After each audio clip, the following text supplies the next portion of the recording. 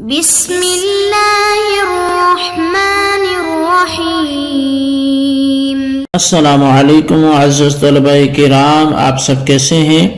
آج ہم تفسیر بیضاوی کے سبق نمبر 162 کو پڑھیں گے۔ آج کے ہمارے سبق کا عنوان ہے وَمِنَ النَّاسِ کا بیان۔ آج کے ہمارے سبق کی عبارت وَمِنَ النَّاسِ مَن يَقُولُ آمَنَّا بِاللَّهِ وَبِالْيَوْمِ الْآخِرِ سے شروع ہوتی ہے۔ آئیے سب سے پہلے عبارت پڑھ کے ترجمہ کرتے ہیں، پھر اس کی وضاحت کی طرف بڑھتے ہیں۔ مصنف علیہ رحمہ لکھتے ہیں وَمِنَ النَّاسِ مَن يَقُولُ آمَنَّا بِاللَّهِ وَبِالْيَوْمِ الْآخِرِ لما افتتح سبحانه وتعالى بشرح حال الكتاب وساق لبيانه ذكر المؤمنين الذين أخلصوا دينهم لله تعالى وواطأت فيه قلوبهم ألسنتهم نصنا بأضدادهم الذين محضوا ظاهرا وباطنا ولم يلتفتوا لفتة رأسا سلس بالقسم الثالث المذبذب بين القسمين وهم الذين آمنوا بأفواههم ولم تؤمن قلوبهم تكميلا للتقسم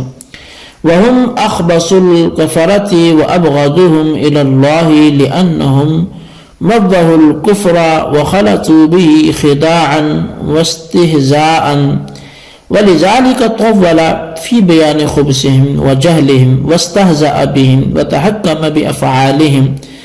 وسجل على عممهم وطغيانهم وضرب لهم الأمثال وأنزل فيهم إن المنافقين في الدرك الأسفل من النار وقصتهم عن آخرها معطوفة على قصة المصرين والناس أصله أناس لقولهم إنسان وإنس وأناس فحذفت الهمزة حذفها في لغة وعفض عنها حرف التعریف۔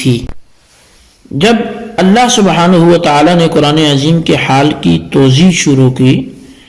اور اس کے بعد ان مومنین کا تذکرہ شروع کیا جنہوں نے اپنے دین کو خالص اللہ کے لیے رکھا، اور اس بارے میں ان کی زبان ان کے دل کے موافق رہی، اور انہی مومنین کے ساتھ دوسرے نمبر پر ان کے ازداد، ان کافروں کا ازداد کا ذکر بھی ملا دیا جو اپنے کفر میں ظاہر و باطن کے اعتبار سے خالص تھے اور جنہوں نے بالکل ایمان اور کتاب اللہ کی طرف توجہ نہیں کی۔ تو اب تیسرے نمبر پر اس قسم ثالث کو ذکر فرما رہے ہیں جو ان سابقہ دو قسموں کے درمیان دائر ہے، یعنی زبانی مومن ہیں اور دل سے غیر مومن ہیں یعنی کافر ہیں۔ اور اس قسم کو کیوں ذکر فرمایا؟ رؤسائے امت کی تقسیم کو مکمل کرنے کے لیے۔ اور یہ قسم ثالث والے لوگ کافروں میں سب سے زیادہ گھٹیا اور اللہ کے نزدیک سب سے زیادہ مبغوض ہیں، اس لیے کہ انہوں نے کفر پر ایمان کا پانی چڑھایا اور سونے پر سہاگا یہ کہ کفر کے ساتھ فریب کاری اور استہزاء بھی ان کے اندر موجود تھا۔ اسی لیے تو اللہ سبحانہ و تعالی نے ان کی خباثت کے بیان میں طول اختیار فرمایا اور ان کو جاہل قرار دیا اور ان کے ساتھ استہزاء کا سا معاملہ کیا اور ان کے فعال کے سلسلے میں ان کا ٹھٹھا کیا اور ان کی جو قبر باطنی تھی اور سرکشی جو تھی اس کا قطعی فیصلہ کیا اور ان کے لیے کہاوتیں کہیں اور انہی کی بابت آیت ان المنافقین فی الدرک الاسفل من النار اتاری کہ بے شک منافقین وہ آگ کے سب سے نچلے گڑھے میں ہوں گے۔ اور یہ پوری کی پوری عبارت جو منافقین کے لیے لائی گئی ہے یہ ترکیبی اعتبار سے معطوف ہے اس عبارت پر کہ جو بیان مصرین علی الکفر کے لیے تھی۔ اور ناس کی اصل اناس ہے کیونکہ عرب والے انسان انسن اور اناسیون بولتے ہیں۔ حمزہ کو یہاں پہ حذف کیا گیا الناس میں کیونکہ صرف ناس ہے تو اس میں حمزہ حذف ہے، جس طرح کہ لفظ لوقتن میں جو دراصل الوقتن تھا وہاں پہ حمزہ کو حذف کیا گیا اور حمزہ کے عوض لام تعریف کو داخل کیا گیا۔ جی طلبہ کرام، یہ تھی ہمارے آج کے سبق کی عبارت اور اس کا ترجمہ۔ آئیے اب اس کی وضاحت کی طرف ہم بڑھتے ہیں۔ وَمِنَ النَّاسِ مَن يَقُولُ آمَنَّا بِاللَّهِ وَبِالْيَوْمِ الْآخِرِ، اور لوگوں میں سے وہ کہ جو کہتے ہیں کہ ہم اللہ پر اور آخرت کے دن پر ایمان لائے۔ یہاں سے قاضی صاحب ربط آیت بیان کر رہے ہیں، جس کا خلاصہ یہ ہے کہ شروع میں یعنی سورہ بقرہ کے شروع میں تو قرآن مجید کے اوصاف حمیدہ بیان ہوئے، جیسے ذالک الکتاب لا ریب فیہ ھدی للمتقین۔ اس کے بعد منزل علیہم کا حال چھیڑ دیا گیا، یعنی جن لوگوں کے لیے قرآن کریم کو اتارا گیا تھا تو ان کا حال بیان ہوا۔ نزول قرآن اور اسلام کے فروغ کے بعد ان کے 3 گروہ ہو گئے۔ ایک گروہ تو ان لوگوں کا ہے جو اس قرآن پر بصمیم قلب ایمان لائے اور ظاہر و باطن دونوں اعتبار سے اسلام کے حلقہ بگوش ہو گئے، اور انہی کو مومنین مخلصین کہا جاتا ہے۔ دوسرا گروہ ان لوگوں کا ہے جو آیات و بینات کا مشاہدہ کر لینے کے باوجود اپنے کفر پر ظاہر و باطن کے اعتبار سے جمے رہے۔ جس طرح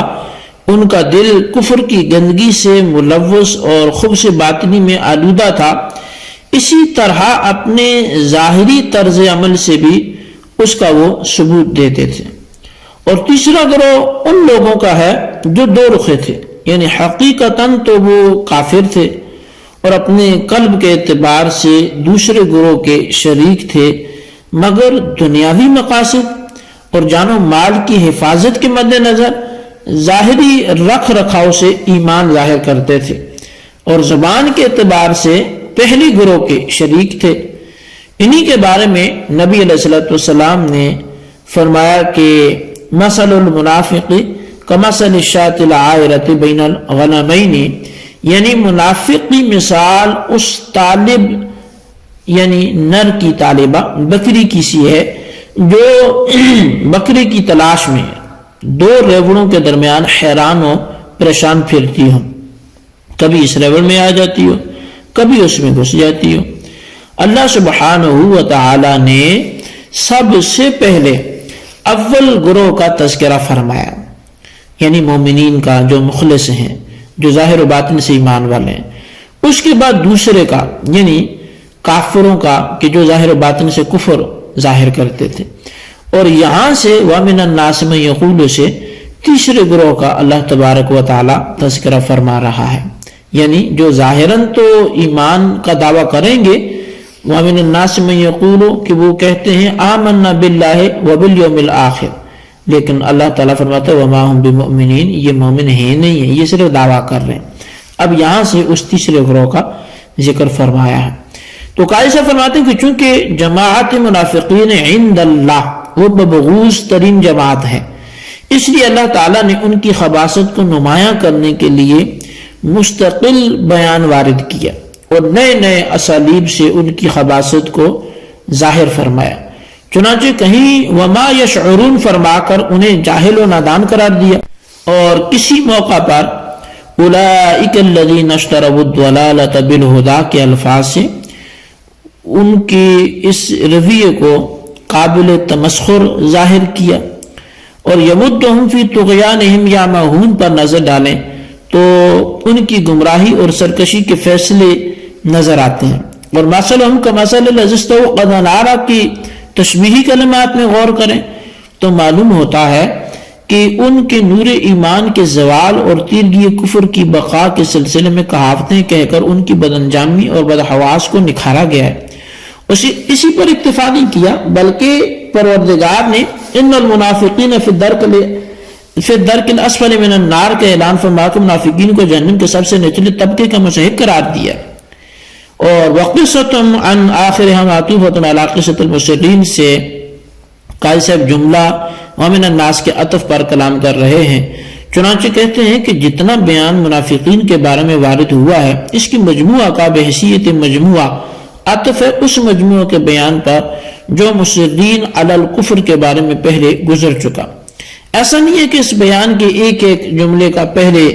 بیان کے ایک ایک جملے پر علی سبیل انفراد عطف ہو۔ اس بات کو مختصر لفظوں میں یوں سمجھیے کہ یہ عطف قصہ علی القصہ کی قبیل سے ہے، عطف جملہ علی الجملہ کی قبیل سے نہیں ہے۔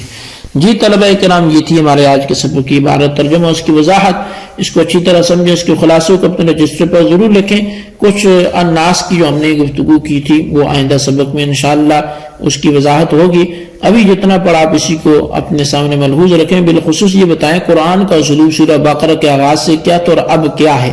اور دوسرا سوال یہ ہے کہ منافقین کون ہوتے ہیں، اس کا بھی ذکر کریں۔ اللہ تبارک و تعالیٰ سے دعا ہے جو کچھ ہم نے پڑھا سنا سے یاد رکھنے کی توفیق نصیب فرمائے، آمین بجاہ نبی الامین صلی اللہ علیہ وسلم۔